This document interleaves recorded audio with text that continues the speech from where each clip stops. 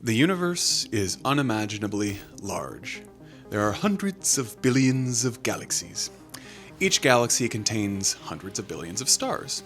Around many of those stars are planets. And on a significant fraction of those planets, the conditions should be right for life. Statistically, the cosmos should be overflowing with civilizations far older and far more advanced than ours. So where is everyone? This question haunted physicist Enrico Fermi. If life is common, if intelligence naturally emerges, if technology keeps progressing, then the night sky should be filled with signals, megastructures, probes, something from our older cosmic relatives. But it isn't. The universe is silent. One possible explanation is both simple and terrifying. Somewhere between dead matter and galaxy-spanning civilization, there's a barrier, a stage that almost no life passes, a bottleneck in the story of the cosmos. It's called the Great Filter. And depending on where that filter lies, it could mean one of two things. Either we are extraordinarily lucky and have become one of the only species to make it through, or we are living right before the most dangerous stage of all, before we are forced to turn back from the face of the universe. To understand which is true, we have to go back to the very beginning of life itself. We believe in a universe of randomness, of will and choices. But the truth is, underneath the facade are forces that control everything. From the tiniest particles governed by quantum laws to the biggest planets and stars bound together by gravity. Laws of physics exist in nature. We haven't mastered all of them yet, but they're there. They tell us where the planets will line up in our night sky and whether that comet, headed for Earth, will actually hit us and when. We've created mind-blowing technological inventions because we can rely on these repeated outcomes. You see this repetition in the cosmos and on our planet. You see it everywhere. 4 billion years ago, Earth was a violent world. Asteroids struck the surface regularly. Volcanoes reshaped continents. The atmosphere itself was toxic. And yet, as soon as the planet cooled enough for liquid water to exist, something extraordinary happened. Life appeared. The earliest organisms were microscopic and simple, but they carried something radical: the ability to replicate and pass on information to the next generation. For this kind of life to begin, chemistry had to cross a threshold. Molecules needed to assemble into structures capable of storing instructions, copying themselves, and maintaining stability in a chaotic environment. That transition from non-living chemistry to biology may have been one of the most improbable events in the history of the universe. But on Earth, it happened quickly. That raises a crucial question then. If life emerged almost immediately once conditions were suitable, perhaps the origin of life is not the Great Filter. Maybe wherever liquid water, energy, and the right elements exist, life is almost inevitable. For billions of years, however, life went no further than single cells. The oceans were filled with microscopic organisms, but there were no plants, no animals, no nervous systems, just simple life repeating the same pattern over and over again. Then, another threshold was crossed. Some cells stopped living independently. They merged, specialized, and formed multicellular organisms. This transition appears to have happened multiple times in very simple forms, but the leap to complex animals with specialized tissues and organs seemed to have occurred only once, which means the bottleneck may have been far narrower than we realize. Complex life changed everything. Soon we had mobility, predators and prey, nervous systems. Evolution accelerated as organisms competed, adapted, and diversified in increasingly sophisticated ways. And then, after hundreds of millions of years, something even rarer happened. One species developed advanced symbolic thought, language.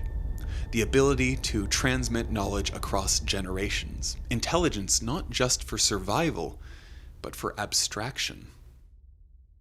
Convergent evolution has produced eyes multiple times. Wings have evolved independently in insects, birds, and bats. Similar body plans have appeared across unrelated species. Nature often repeats successful solutions. But for all we know, technological intelligence has emerged only once. We don't see dolphins building cities. We don't see octopi launching probes into orbit. Out of billions of species that have lived on Earth, only one has crossed the threshold into a technological civilization. Now, that could be a coincidence, or it could be the clue. If intelligence were an almost inevitable outcome of evolution, we should expect it to rise repeatedly. Instead, it appears only once in billions of years, which then suggests that somewhere between simple life and our advanced civilization, there may be a step so unlikely that almost no planet ever passes it. There were several improbable steps between life and humans. Photosynthesis, multicelled organisms, complex animals, and finally, intelligent animals. Us, for the most case. The odds of each happening are so small that life on other planets could be very rare. It could even be as low as 1 in 100 trillion habitable worlds. But here's the thing. This type of assessment assumes that intelligence would have to follow this same pattern of evolution with the same building blocks. Entirely possible, there are other ways we haven't yet comprehended. We, unfortunately, only have one sample that we can draw on. While none of this is certain, it suggests the possibility that the Great Filter occurred in our past and that we've surpassed it. That means there might not be one in our future to limit humanity's expansion. But let's consider the possibility that the known evolution of our species isn't the full picture. Intelligent life turns out to be more likely given something we don't yet understand, or perhaps we're simply misestimating the odds. DNA works as the blueprint of life on Earth. It contains the genetic instructions for an organism to develop, survive, and reproduce. Proteins function as the workhorse of a cell, and DNA guides them towards many different functions. Without DNA, there is no life on our planet. However, that doesn't necessarily mean that life elsewhere needs DNA to form. Other life forms could theoretically use completely different systems of biochemistry, different principles. Silicon, for example, has chemical similarities to carbon and could function as a building block of life on another distant planet. On Earth, silicon is a secondary component for a variety of plants and animals. Algae, for example, have glassy cell walls composed of silicon dioxide. This suggests that life could be less rare than our single sample indicates. Perhaps when we have a few more examples to work with, we'll get a better idea.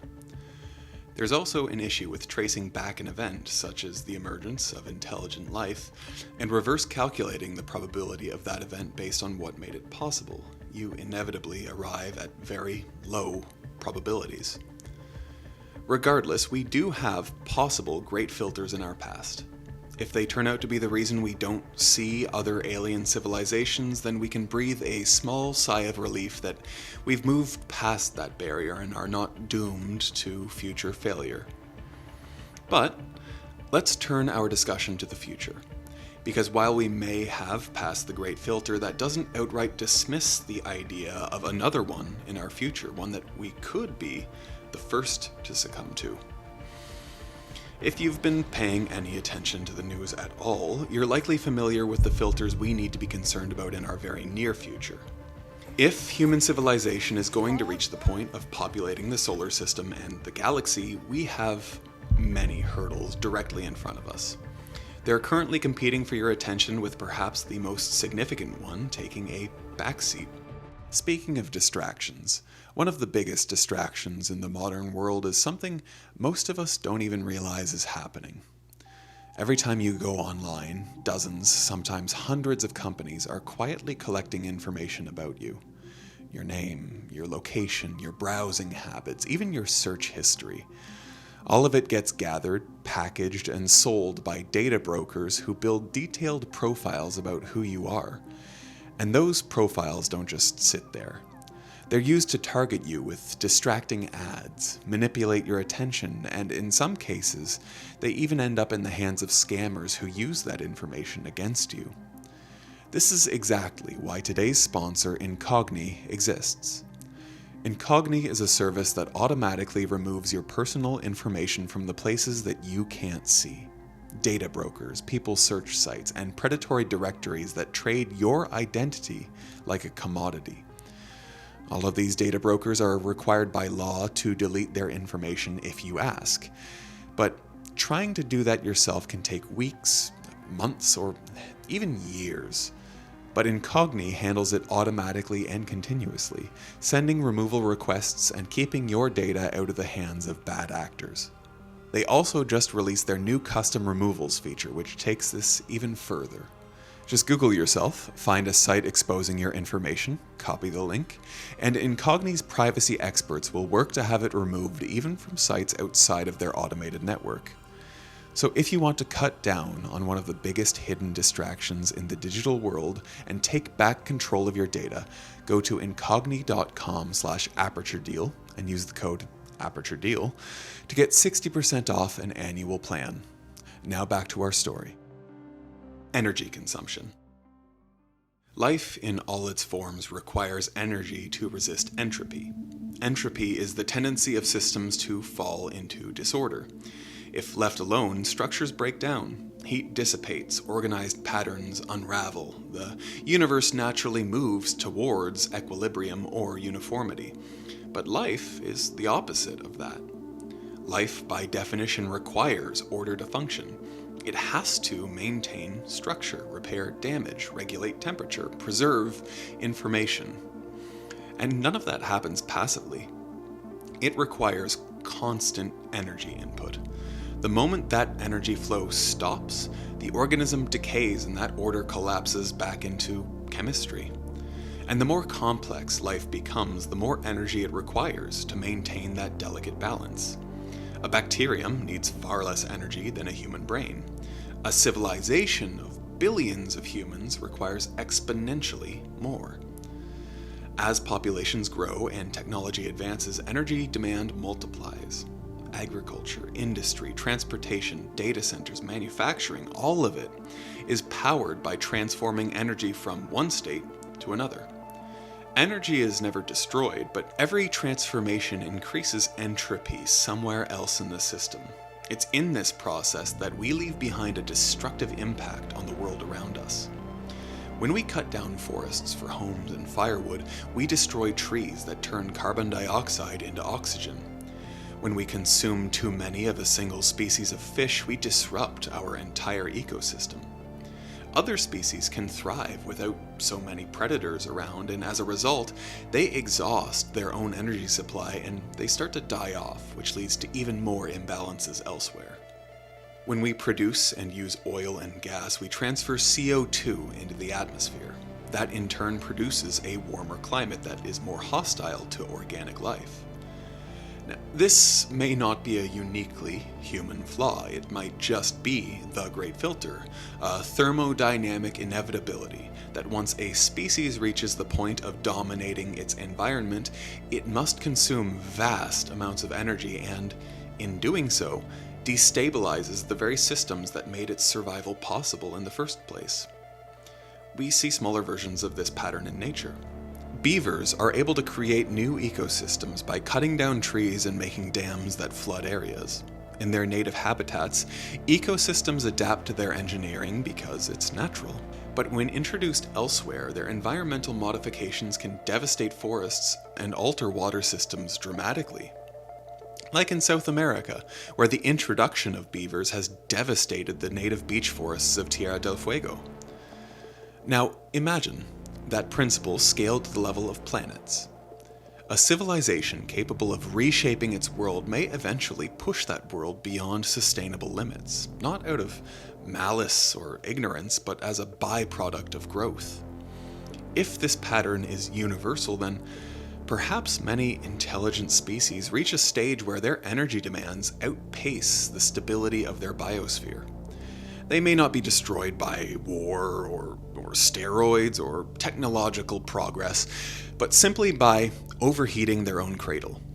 If this is the case, then perhaps the Great Filter isn't a dramatic cinema-style explosion, but a slow and gradual thermodynamic trap. A stage where intelligence, in its efforts to create order, generates so much disorder that it collapses the conditions required for its own survival. And if that is true, then the silence of the universe may not be all that mysterious after all. Technological destruction. If environmental collapse is the Great Filter as a slow burn, then technology introduces something far more abrupt. Technology has played an enormous role in our growth and our expansion as a species. It made agriculture more efficient and resilient. It allowed us to travel across oceans and continents. It connected distant civilizations through trade, communication, and shared knowledge. The telephone collapsed distance. The internet collapsed time. Information now moves across the planet at nearly the speed of light. Technology amplifies intelligence, but amplification does work in both directions. The same ingenuity that builds infrastructure can dismantle it. The same scientific understanding that allows us to manipulate atoms for energy allows us to split them for destruction. As civilizations grow more advanced, their tools become more powerful, and powerful tools are rarely neutral.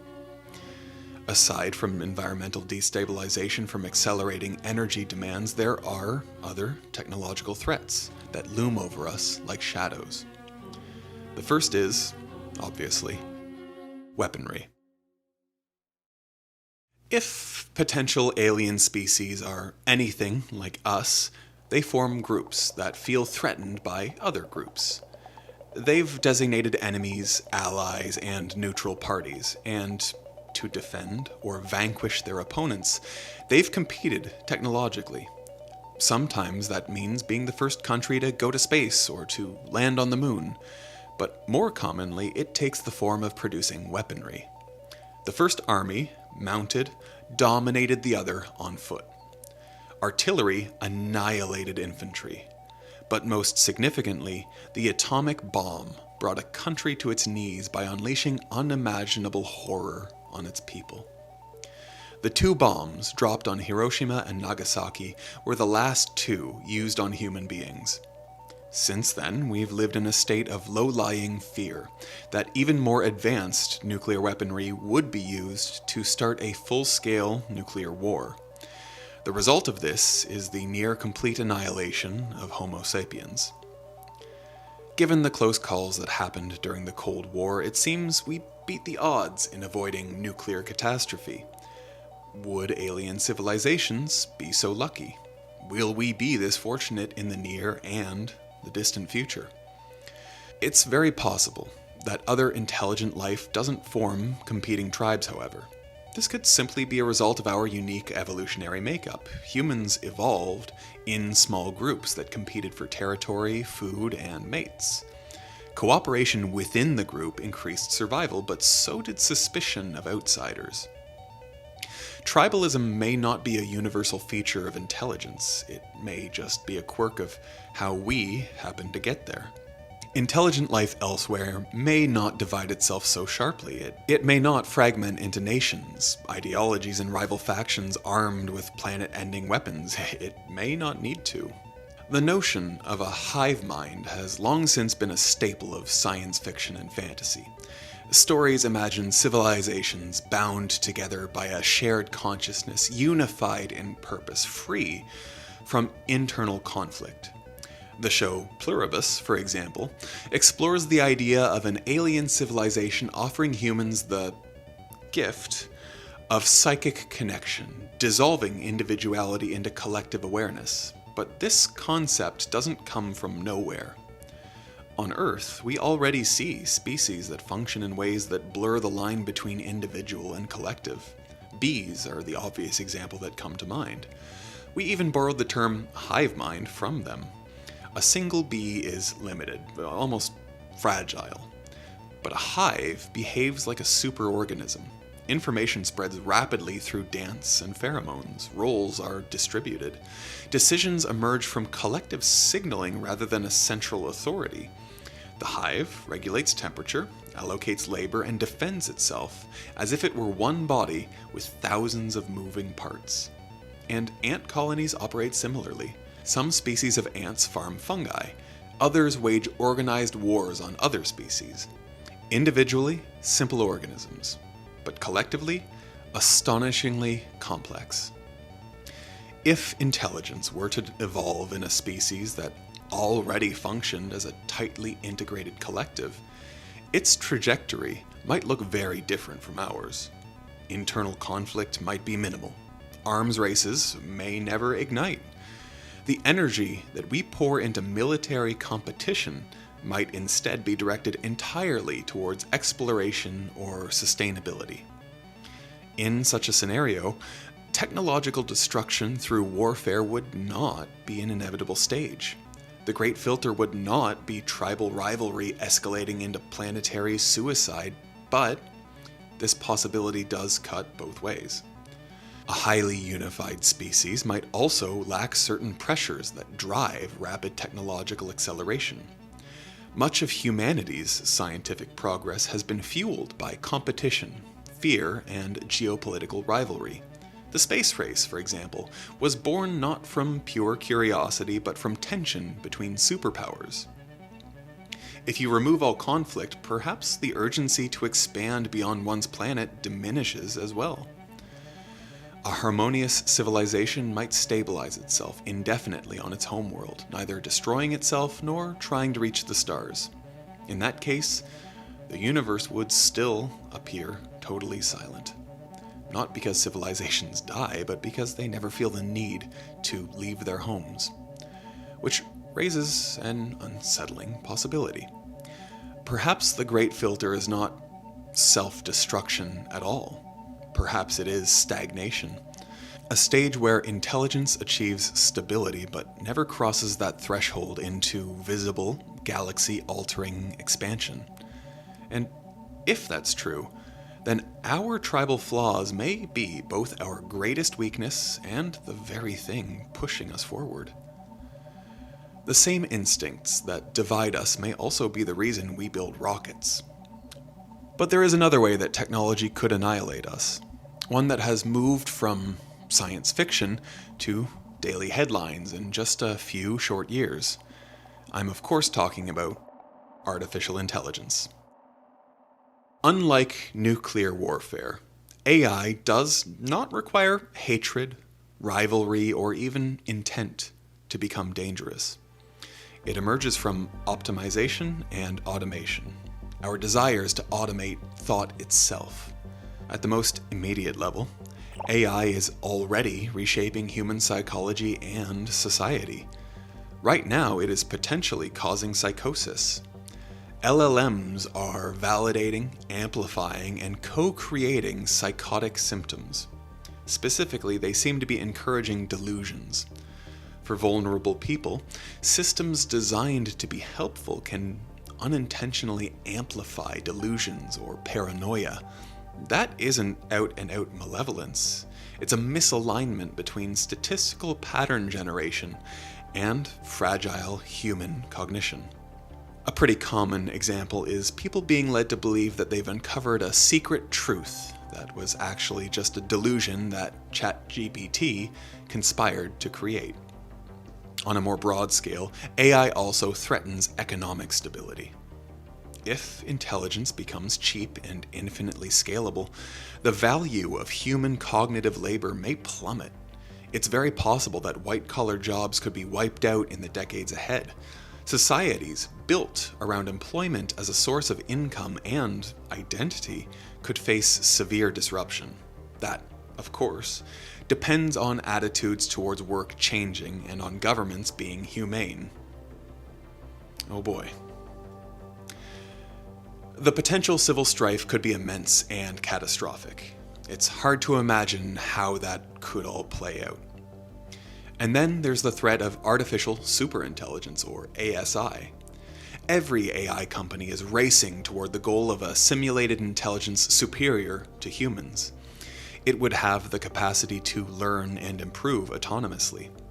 That alone may not be so concerning, if not for the fact that at every step, AI has demonstrated a willingness to go against human interest, even trying to blackmail and escape when threatened with deletion. Now imagine a system vastly more capable than any human institution, operating at digital speeds, improving itself iteratively. If these objectives were even slightly misaligned with human survival, the consequences could be irreversible. A superintelligence would not need malice to become the great filter. Indifference would be more than enough. And unlike nuclear war, which may still leave survivors in bunkers scattered across the globe, a sufficiently advanced artificial agent embedded in global infrastructure could act on everything, everywhere, all at once. Financial systems, energy grids, communication networks, defense mechanisms. The more we integrate AI into our civilization, the more leverage it gains over us.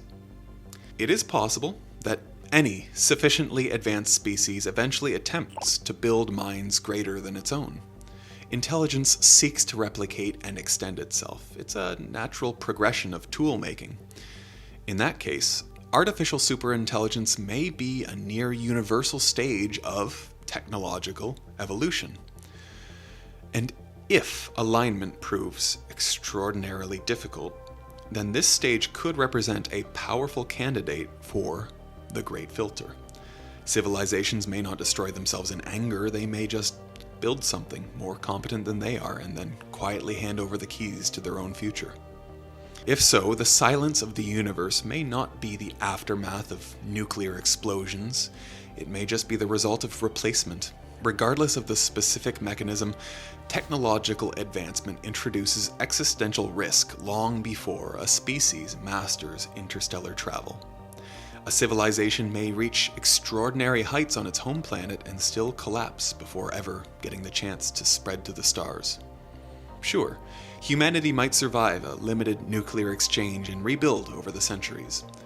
But a runaway artificial intelligence, deeply embedded in planetary systems, that could close the chapter permanently.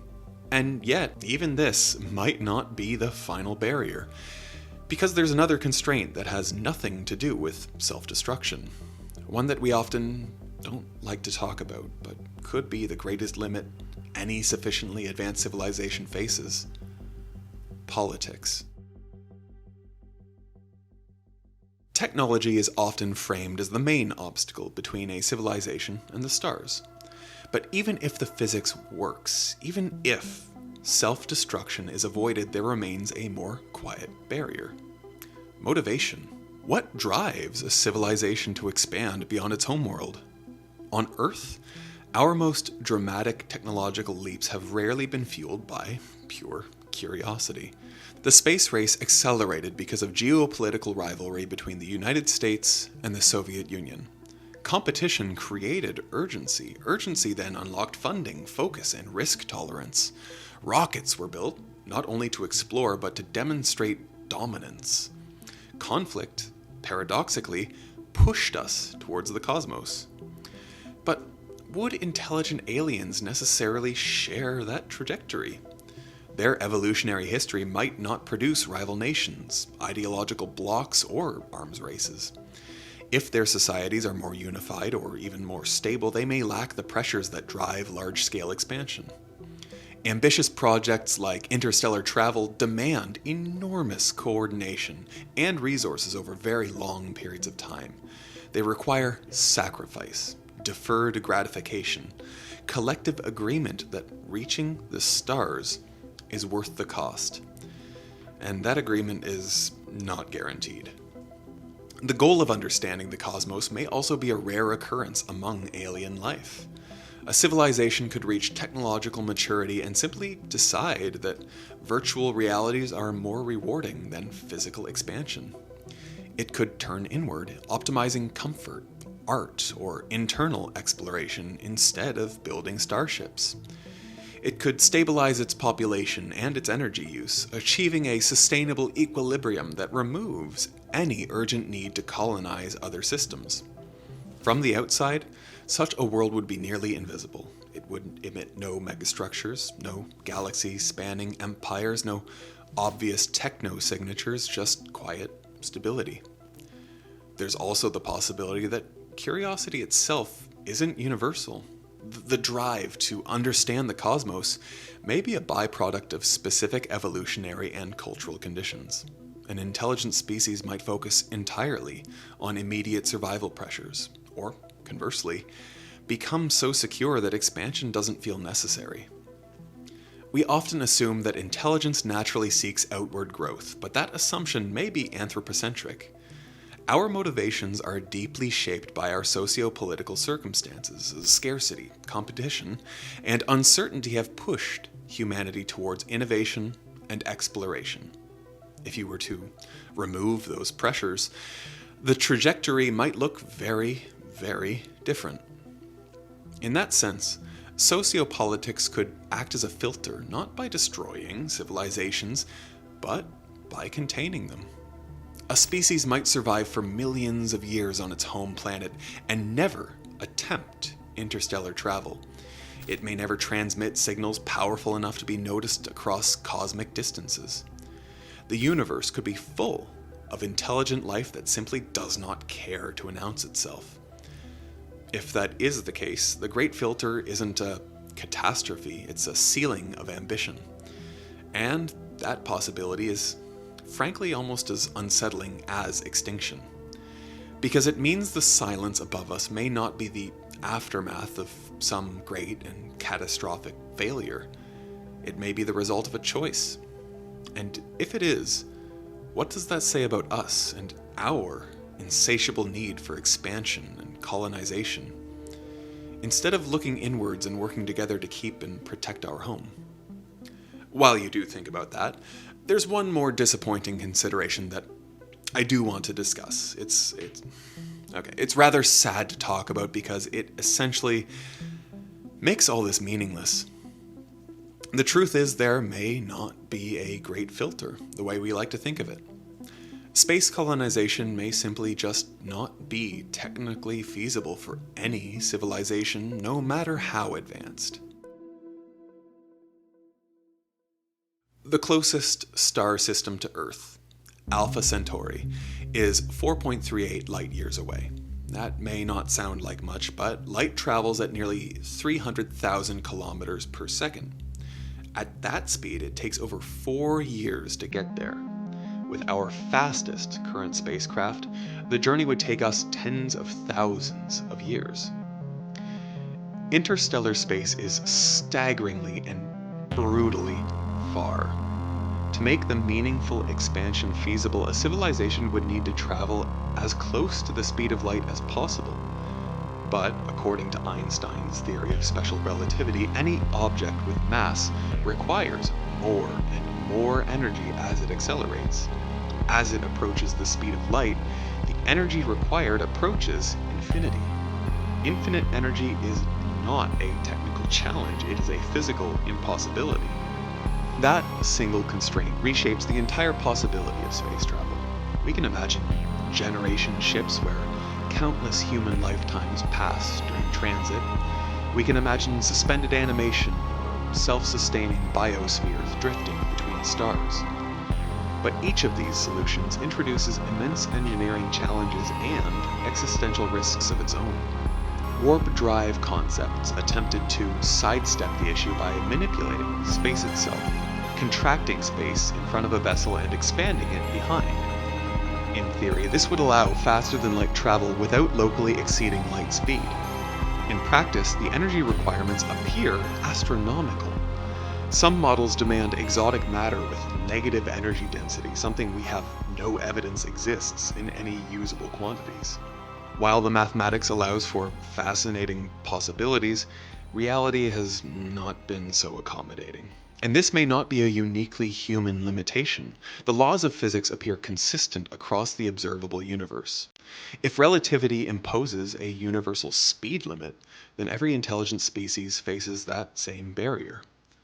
Perhaps countless civilizations have reached the edge of their solar systems, built probes, dreamed of neighboring stars, and then just stopped.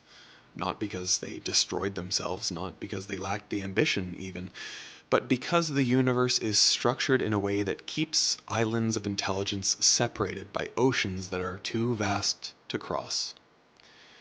The energy demands of this hypothetical technology may be the greatest filter preventing life from spreading between solar systems. In that case, the Great Filter is not a moment of failure, it's the architecture of reality itself. Life may flourish on millions of worlds. Intelligence may arise and stabilize. Civilizations may endure for eons, but none of them may ever bridge the cosmic gulf between the stars. And that possibility is perhaps the most humbling of all, because it suggests that no matter how advanced a species becomes, it may remain forever confined to its birthplace, staring at distant lights it can never reach. Regardless, we may someday soon have more evidence to help us determine which great filter is the greatest of them all. Not that it's a contest. Not that we'd want to win anyway. From our ongoing observations of other habitable planets, we may be able to detect the presence of life, including technologically advanced life. And what we find will tell us a lot about the Great Filter. And of course, just discovering life of any sort on another planet would be incredible. In the search for life on other planets, NASA has sought to frame the search by classifying planets into 5 types. Class 1 planets lack an atmosphere. Mercury fits this example pretty well. Class 2 have an atmosphere and feature large-scale circulation, and you can put Mars on a Class 2. Class 3 planets host a thin biosphere. This would be comparable to Archean Earth, which features oceans and single-celled organisms. Class 4 planets are where multicellular organisms and complex animals start to flourish.